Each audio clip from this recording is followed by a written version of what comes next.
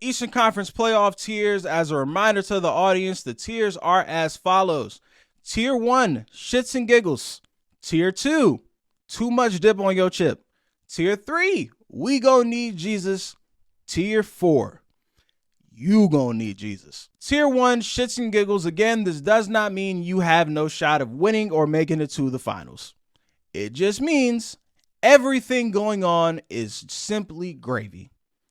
It is not make or break for you to make the finals. You are here for shits and giggles. First team up, the Indiana Pacers. And question 1, how bad is Tyrese Halliburton's injury? He's been dragging throughout the season. He came back way too quickly off that strained hamstring.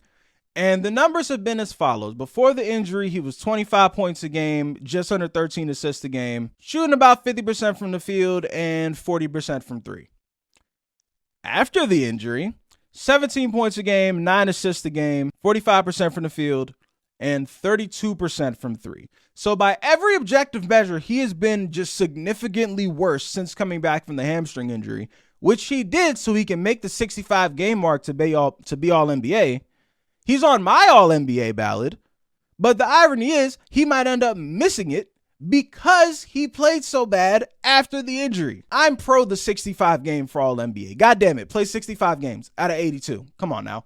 But if there was ever an argument against it, it's this. When they added Pascal Siakam, everyone expected this team to take the leap forward. All right, they finally have their running mate for Halliburton. They have their wing. He's been to the finals before. They have the experience. Oh my God, look at this team. They are 23-18 with Pascal Siakam. Ladies and gentlemen, would you like to know their record without him? 24-17. So for all intents and purposes, they are the same team with or without him. I really wish this team was at full strength though, because they hate the Bucks. Absolutely hate them. And they got him the first round. That series should be so fun. Maybe this time they have off is what Halliburton needs to restore back to the pre-playing game Halliburton that we've seen. But oh my God, this series should be awesome.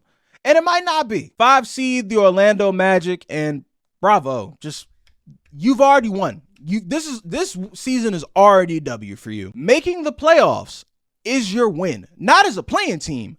The playoffs, not getting swept in the first round, is going to be your win. Having at least one of these games not be on NBA TV so the world can see how awesome Paolo is your win. Congratulations, Magic. You are on the way up. Accept your victory while you have it.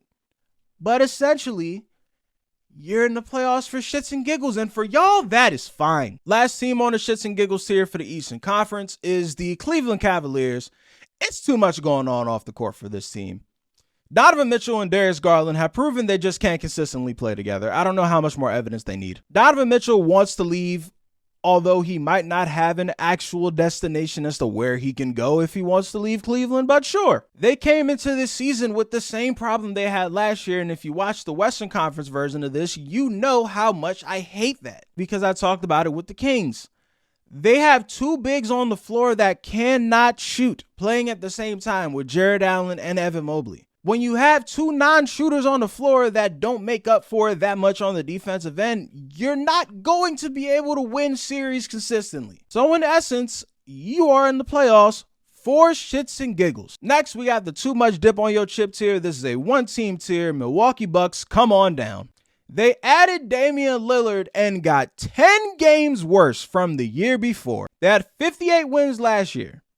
They had 49 this year. Please let that sink in. If anybody ever tells you that defense does not matter in this era, please use this version of the Milwaukee Bucks to prove your point. Since last year's playoff loss to the Miami Heat, they have fired 2 head coaches undeservingly. And since the basketball gods believe in karma, their arguably best player in basketball is now going to be hurt again in their first round playoff series. And I really wish the Pacers were at full strength because I'd be calling this upset. I really would, but I can't do it in good conscience. Also, as a Doc Rivers defender, this season has been rough. It's been a rough season for me on Team Doc Rivers. For this team to make a run to the finals, this turnaround might be beyond the strength of the Lord Jesus and all 12 disciples, because they have so many problems that we've been waiting on them to fix.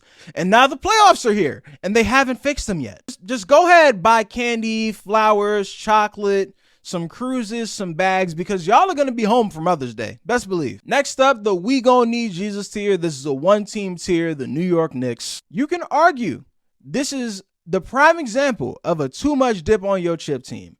And I might agree, because Knicks fans as a species are too much dip on your chip people. But goddamn, it is justified this year. If Julius Randle was healthy, as a Celtics fan, I'd legitimately be scared of this team. Tough as all hell. All the defensive wings in the world to throw at you with OG Anunoby, White Dante, Josh Hart. They play their ass off. Their superstar point guard, Jalen Brunson, is going to end up being on an all-NBA team. They have a big in Mitchell Robinson, who now that he's fully healthy can lock shit down in the paint. The problem with this team is, outside of Jalen Brunson, who can create their own shot?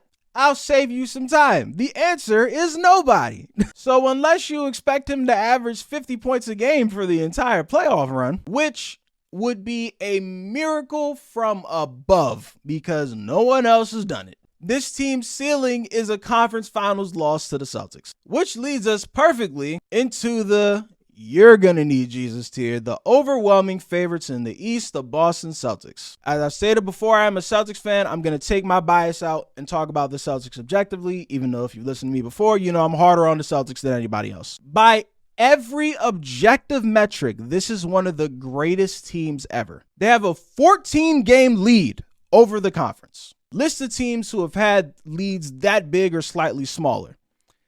The 2013 Heat won a title. The 95 Bulls won a title.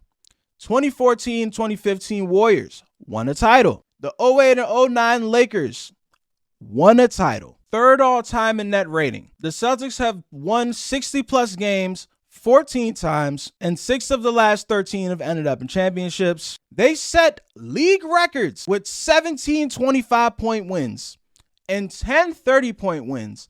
They have a star player who's going to be first team All-NBA, and their second best player is going to be second or third team. Depends on how you vote. They have a coach of the year candidate, a 7'2" unicorn, the best defensive backcourt in basketball, yet nobody genuinely believes that this team is the favorite to win it all.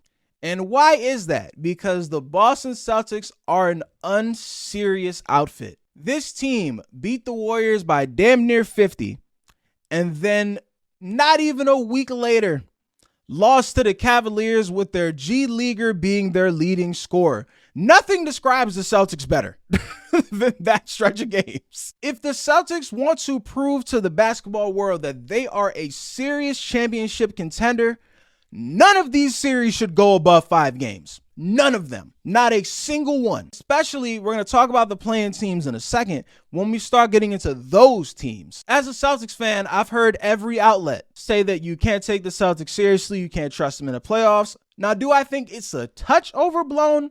Yes. Because you're more mad at the Celtics for making it to the playoffs and losing than you are at, say, the Oklahoma City Thunder and the Timberwolves, who haven't done shit at all in the playoffs. So do with that what you may.